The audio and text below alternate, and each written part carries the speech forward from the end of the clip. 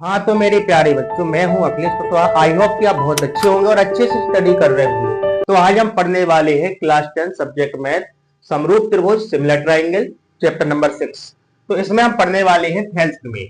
Thales प्रमेय अथवा आधारभूत समानुपातिकता प्रमेय को सिद्ध करो, ये पहला क्वेश्चन है। अथवा में इस प्रकार का क्वेश्चन भी आ सकता है कि सिद्ध करो कि यदि किसी त्रिभुज की एक भुजा के समानांतर अन्य दो भुजाओं को प्रतिच्छेद करने के लिए एक रेखा खींची जाए तो ये भुजाएं एक ही अनुपात में विभाजित हो जाती है। यानी हमारे पास एक त्रिभुज है, एबीसी मान लेते हैं अपन, ठीक है ना। ये हमारे पास कोई त्रिभुज हो गया, ठीक है भाई, ए बी और ए सी, ये त्रिभुज हो गया, ठीक है। त्रिभुज एबीसी है। अब क्या कह रहा है, एक भुजा के समानांतर दो भुजाओं को प्रतिच्छेद करने के लिए एक रेखा खींची जाए। तो आप इसके समानांतर खींच लेते हैं अपन, बीसी के समानांतर एक भुजा अपन यहां से रेखा खींच लेते हैं, इसको दे देते हैं डीई, ठीक है, जो ए बी और ए सी को बिंदु डी और ई पर प्रतिच्छेद करती है। ठीक है भाई, लिखेंगे दिया है, सॉल्व करेंगे। त्रिभुज एबीसी हमारे पास दिया है। त्रिभुज एबीसी में बीसी के समानांतर बीसी के समानांतर बीसी के समानांतर एक रेखा डी खींची, ऐसा लिखेंगे आप, एक रेखा डीई खींची, एक रेखा डीई खींची जो जो AB तथा AC को AB तथा AC को बिंदु लिख लेते हैं, बिंदु D तथा E पर प्रतिच्छेद करते हैं, D तथा E पर प्रतिच्छेद करती है। ठीक है भाई, तो हमने लिख लिया है, जैसा हमने किया वैसे ही लिख लिया है। त्रिभुज एबीसी में बीसी के समानांतर एक रेखा डी खींची, बीसी के समानांतर एक रेखा डी खींची जो एबी तथा एसी को बिंदु डी तथा ई पर प्रतिच्छेद करती है। ठीक है भाई, अब क्या लिखना है, अब बाद में क्या कह रहा, खींची जाए तो ये भुजाएं एक ही अनुपात में विभाजित हो जाती है। हमें सिद्ध क्या कराना है कि ये जो भुजाएं है ना, जो एबी भुजा और एसी भुजा जो एक ही अनुपात में विभाजित हो जाती है, यानी एडी बटा डीबी और एई बटा ईसी, ये हमें सिद्ध करके दिखाना है। तो कोई दिक्कत नहीं, हम कर देंगे आराम से। ठीक है, अब लिखेंगे यहाँ सिद्ध करना है, यहाँ लिखेंगे बेटा सिद्ध करना है। तो देखो भाई क्या सिद्ध करना है, टू प्रूफ सिद्ध करना है एडी बटे डीबी, यानी एक ही अनुपात में विभाजित हो जाती है, एडी बटे डीबी बराबर सिद्ध करना है एई बटे ईसी, एई बाई ईसी, ये हमें सिद्ध करना है। ठीक है भाई, तो ये हम सिद्ध करके लाएंगे। अब लिखेंगे रचना, कंस्ट्रक्शन। तो रचना कैसे करेंगे, तो देखो इसमें कुछ अपन रचना कर लेते हैं, क्योंकि हमें सिद्ध करना है तो रचना करना पड़ेगी कुछ ना कुछ। तो रचना करते हैं। सबसे पहले हम क्या करेंगे, डी से लेके एक लंब खींचेंगे इस पर, इस भुजा पर खींचा हमने लंब, ए मान लो या फिर एसी मान लो, क्योंकि पूरी भुजा पर लंब होगा ये। तो एसी पर हमने एक लंब खींचा ए, ठीक है ना, इसको मान लेते हैं एम। ठीक है, हमने इसको मान लिया एम। अच्छा, एक लंब अपन यहां से खींचते हैं ई भुजा से, बिंदु ई से हमने एक लंब खींचा इस वाली भुजा पर, किस पर, ए बी भुजा पर, इसको मान लेते हैं ई एन। ठीक है, ये हमने खींच दिया है। तो लिखेंगे रचना में हमने क्या किया, लिखेंगे डी एम परपेंडिकुलर, भाई डीएम है जो लंब खींचा एसी पर, डीएम लंब है एसी पर, तथा ई एन लंब है ए बी पर। देख पा रहे हैं ना आप, यहाँ 90 है बेटा। ई एन जो है ए बी पर लंब है, पूरा ए बी पर लंब है, इसका विशेष ध्यान रखना। ऐसा नहीं कि आप यहां तक ले, पूरी भुजा पर लंब है, और यहाँ भी पूरी भुजा पर हमने डीएम लंब लिया है, यहाँ ई एन जो है ए बी पर लंब लिया है, ये हमने कर लिया है। अब सुनो, एक काम और करते हैं, बी से ई को मिला लेते हैं और सी से डी को मिला लेते हैं भाई। ठीक है, ये हमने मिला दिया, ये हमने मिला दिया। तो क्या लिखेंगे, इसको ना हो तो अपन कुछ दे देते हैं, ओ बिंदु दे देते हैं, कोई दिक्कत नहीं है। ठीक है, तो हमने क्या लिखा, बीई तथा सी डी को मिलाया, ये भी हम रचना में लिखेंगे भाई, ये हमने रचना से किया है, बीई तथा सी डी को मिला दिया। ठीक है, अब करेंगे हम उपपत्ति करेंगे, यानी प्रूफ करना चाहते हैं। ठीक है, तो सबसे पहले हम क्या करेंगे, सबसे पहले हमें आपको देखना है कितना त्रिभुज देखना है, ए डी ई, इस तरफ से ले लेंगे अपन, ए डी ई त्रिभुज से ले लेंगे, ब्लैक पेन से देख लेते हैं। देखो कितना आपको कितना लेना है, ए डी और ई, कितना, ए वाला त्रिभुज आपको देख पा रहे होंगे बहुत अच्छी तरीके से। ठीक है ना, तो हम क्या करेंगे, लिखेंगे भाई त्रिभुज ए डी ई में एक कैसा त्रिभुज है बेटा, समकोण माना जाएगा, क्योंकि यहाँ पर ई एन जो है इस पर लंब है बेटा। जब लंब होगा तो समकोण त्रिभुज बोलेंगे अपन इसको, ठीक है। तो लिखेंगे समकोण त्रिभुज एडीई में, त्रिभुज एडीई का क्षेत्रफल। एडीई का क्षेत्रफल क्या होता है बेटा, समकोण एडीई का क्षेत्रफल, समकोण त्रिभुज का क्षेत्रफल होता है 1/2 आधार गुणा ऊंचाई, ये होता है बेटा। ये सबको याद होना चाहिए। वैसे भी समकोण त्रिभुज का क्षेत्रफल 1/2 आधार गुणा ऊंचाई होता है। तो हम क्या करेंगे, 1/2 को 1/2 लिखेंगे। अच्छा, आधार क्या है, आधार यहां से लेके यहां तक माना जाएगा बेटा, क्योंकि एडी ले रहे हैं अपन ना, एडीई, तो आधार ए हो गया, ऊंचाई क्या होगी ई एन, जो लंब होता है वही ऊंचाई होती है, ठीक है भाई। इस वाले पर अब इस त्रिभुज के लिए ई एन ऊंचाई लेंगे अपन, 1/2 आधार ले लेंगे बेटा एडी और ऊंचाई ले लेंगे ई एन। आप देख पा रहे हैं एडी आधार हो गया, ई एन ऊंचाई हो गई, ठीक है भाई। ये हमने लिख दिया है। तो ये निकाल आया त्रिभुज एडीई का क्षेत्रफल, ठीक है, ये हमने निकाल लिया। इसको हमें दे दिया समीकरण 1, ठीक है, निकाल लिया भाई। अब क्या करेंगे, अब हम करेंगे, अब देखो ध्यान से, अभी हमने लिया था ए डी ई लिया था, ठीक है भाई। अब हमें क्या ले लेना है, पूरा बड़ा त्रिभुज ले लेना है। जैसे मान लो ये वाला कौन सा त्रिभुज, डी बी ई में, कौन सा, डी बी ई में ले लेना है। तो डी बी ई का क्षेत्रफल कैसे निकालेंगे, तो भैया आधार तो अपना डी बी हो जाएगा और ऊंचाई क्या रहेगी, ऊंचाई हमने आपको बताया था कि ई एन जो रहेगा पूरी भुजा पर ऊंचाई रहेगी, क्योंकि अब हम कितनी भुजा ले रहे हैं, आप ध्यान से देखिएगा। अब हम यहां से लेके यहां तक का भुजा ले रहे हैं, ठीक है। त्रिभुज कितना ले रहे हैं, त्रिभुज सिर्फ इतना ले रहे हैं अपन, ये वाला त्रिभुज, ठीक है, ये वाला त्रिभुज ले रहे हैं, ठीक है, इतना त्रिभुज डी बी ई में लिखेंगे, त्रिभुज डी बी ई में, इसमें लेंगे त्रिभुज डी बी ई का क्षेत्रफल। डी बी ई का क्षेत्रफल क्या हो जाएगा भाई, 1/2 आधार गुणा ऊंचाई, ये भी समकोण है, ठीक है। अब ऊंचाई कैसे लेना है, देखो आधार तो आपको डी बी ले लेना है, लेकिन ऊंचाई ई एन ही लेना, क्योंकि इस पूरी भुजा पर ये जो है ऊंचाई रहेगी ई एन, इसलिए आप क्या करेंगे, ऊंचाई आपको ई एन ही लेना है, आधार क्या ले लेंगे, डीबी, डीबी और ऊंचाई को हमने ले लिया ई एन, तो ये आ जाएगा त्रिभुज डीबी का क्षेत्रफल। तो ये हमने निकाल लिया है, इसको दे दिया हमने समीकरण 2। अब समीकरण 1 में 2 से भाग लगा देंगे, ठीक है भाई, या फिर आप डायरेक्ट अनुपात भी निकाल सकते थे, कोई दिक्कत नहीं है, ठीक है, क्योंकि अनुपात में आपको सिद्ध करना है तो अपन डायरेक्ट अनुपात भी निकाल सकते थे। यहां लिख देंगे समीकरण 1/2, मतलब समीकरण 1 में 2 से भाग लगाने पर, समीकरण 2 से भाग लगा देंगे।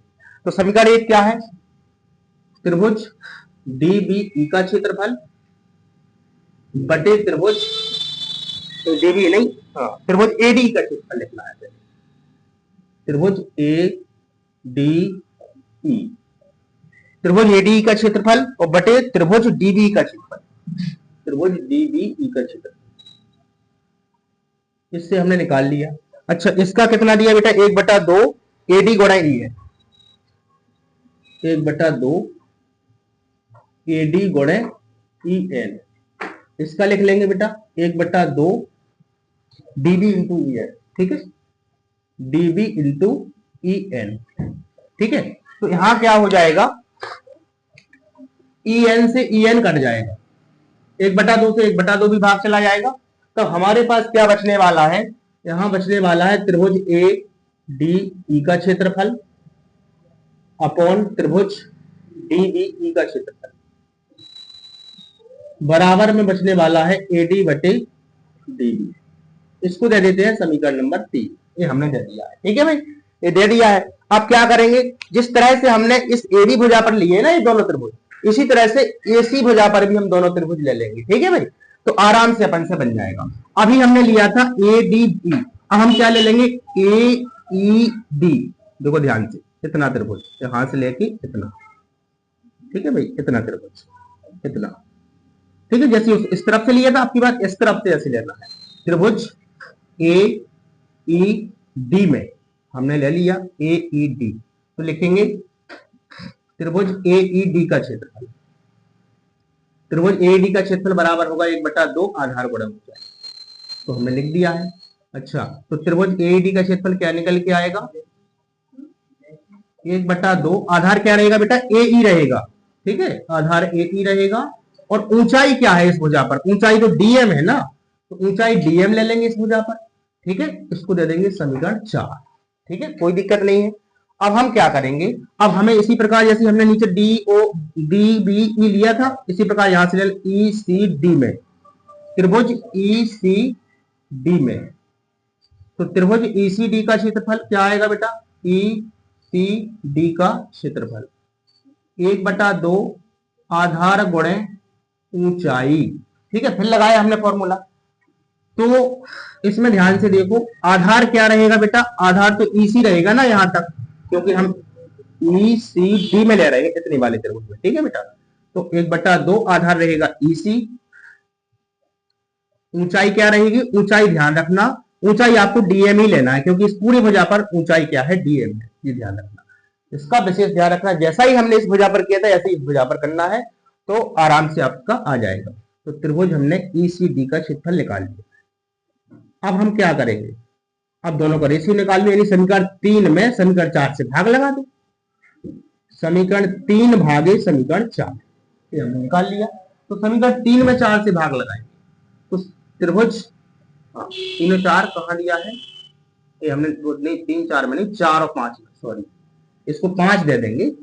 4 भागे 5 में भाग लगाएंगे, समीकरण 4 भागे समीकरण 5, 4 से 5 में भाग लगाएंगे, जैसी प्रकार 1 और 2 में भाग लगाया था।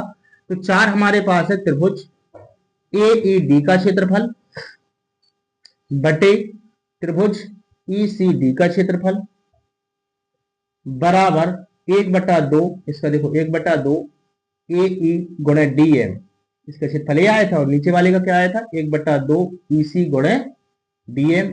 अब सुनो, यहां भी जो कट रहा है उसको हम काट देंगे, डीएम से डीएम काट देंगे, यहां पर 1/2 से 1/2 काट देंगे। तो हमने क्या प्राप्त किया, हमने प्राप्त किया त्रिभुज ए ई डी का क्षेत्रफल अपॉन त्रिभुज ई सी डी का क्षेत्रफल, हमने प्राप्त किया है ए ई बटे ई सी। ये समीकरण नंबर हमने 6 दे दिया। ठीक है, समीकरण नंबर हमने 6 दे दिया है। अब क्या करेंगे, अब सुनो, आपको पता होगा कि देखो जरा ध्यान से त्रिभुज में कि आप इस त्रिभुज को देख पा रहे होंगे डी बी ई वाले को और ई सी डी वाले को, मतलब ए त्रिभुज और कौन सा त्रिभुज, और जे वाला त्रिभुज आप अच्छे से देख पा रहे होंगे। ठीक है ना, आप बहुत अच्छे से देख पा रहे होंगे कि ये त्रिभुज आपको बराबर दिख रहे होंगे। क्यों बराबर है समझो, तो लिखेंगे त्रिभुज डीबीई तथा त्रिभुज कौन सा ई सी डी तथा त्रिभुज ई सी डी, त्रिभुज डीबीई तथा त्रिभुज ई सी डी एक ही आधार और एक ही समानांतर रेखाओं के बीच बने त्रिभुज है, यानी एक ही आधार पर बन रहे हैं। देखो भैया जी आधार है उसका डी, क्या लिखेंगे, एक ही आधार डीई, एक ही आधार डी तथा समानांतर रेखाओं डी तथा बीसी के बीच बने त्रिभुज है, तथा समानांतर रेखाओं ऐसा लिखेंगे, समानांतर रेखाओं डीई तथा बीसी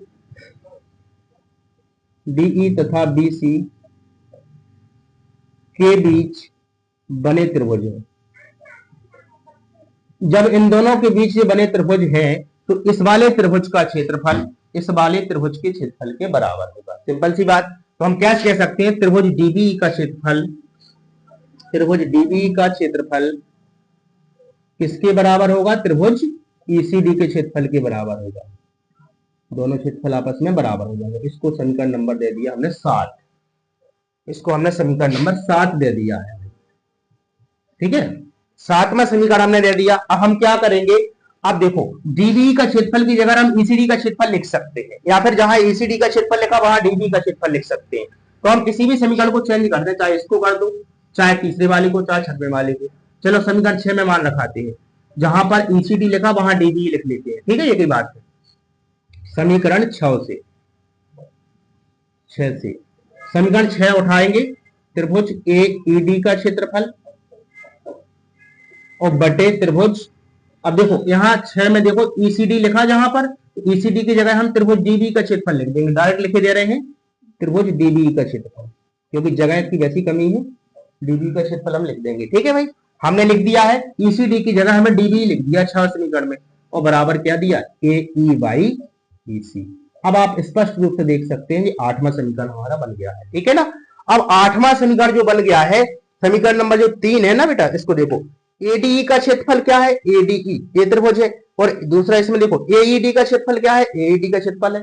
यानी कि इस त्रिभुज का क्षेत्रफल चाहे ऐसे में निकालो चाहे ऐसे में निकालो, होगा तो बराबर ही। तो हम क्या करेंगे, तो आप इससे तुलना करा देंगे। तो समीकरण नंबर 3 व 8 से स्पष्ट है ए त्रिभुज एडी का क्षेत्रफल बटे त्रिभुज डीबी का क्षेत्रफल, देखो डीबी यहां भी है और यहां भी है, एडी यहां है और यहां भी है, मतलब क्षेत्रफल दोनों आपस में बराबर हो गए। तो हम क्या कह सकते हैं, समीकरण 3 व 8 से इसकी तुलना हो जाएगी, कंपेयर हो जाएगा। तो हम कह सकते हैं कि एडी बटे डीबी बराबर एई बटे ईसी, मतलब समीकरण 3 व 8 की हमने तुलना करा दी बेटा, या ऐसा लिख लो समीकरण 3 व 8 की तुलना करने का, तुलना करने का। ठीक है भाई, ऐसा लिख लो सही रहेगा, तुलना करने पर। जैसे हमने तुलना कराया तो समीकरण 3 से स्पष्ट हो गया कि एडी बटा डीबी बराबर एई बटा ईसी।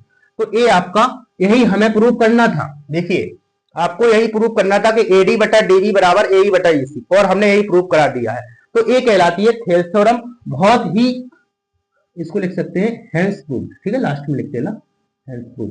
तो ये हमारा सिद्ध हो चुका है। बहुत ही अच्छा प्रश्न था, परीक्षा में पूछा जाता है, तो ये रहेगा। हाँ, तो वीडियो अच्छी लगी हो तो लाइक करें, चैनल को सब्सक्राइब करें और बेल आइकन को प्रेस करें। तब तक के लिए हम आगे वाली वीडियो में न्यू सवालों को लेके आते हैं। ठीक है, तब तक के लिए धन्यवाद।